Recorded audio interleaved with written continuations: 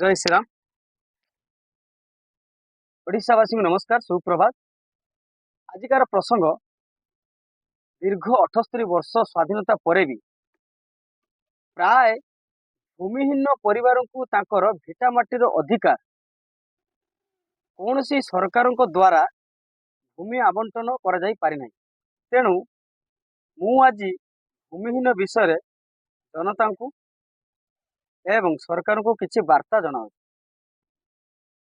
सरकार जमी जमा बंदोबस्त अधिनियम अनुजाई ओडिशार नुआ सरकार उपरे जनता अटल विश्वास रही अछि। अनेक थर जनता दरखास्त करी भूमिहीन समस्याटी सुधार हो पारि नाही।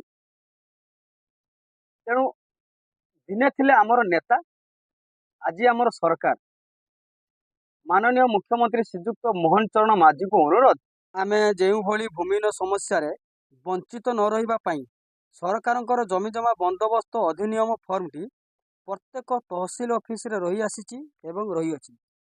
तेणु जनता यही फर्मटी को पूरण करी तहसिल ऑफिस रे आवेदन करिबा परे प्रत्येक आरआई ऑफिस को आपणकर फर्म गुड़िक आसवा संगे संगे आपणकर आरआई ऑफिस स्टाफ जाई जमी जमा तदंत करी तहसिल रे जमा कराए। आउ एक कथा हेउची, आरआई ऑफिस रे किछि नॉन ऑफिशियली भाव रे काम करूछंती।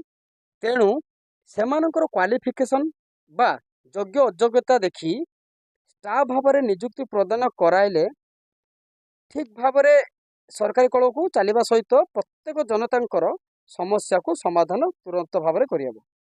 एणु सरकार को निवेदन भी रोचे यथाशीघ्र स्टाफ नियुक्ति प्रदान करांतु एवं भूमिहीन समस्याटी को सुधार करांतु। लाइक करिवे, शेयर करिवे, कमेंट माध्यम रे मते किछि निहाती जणाइबे।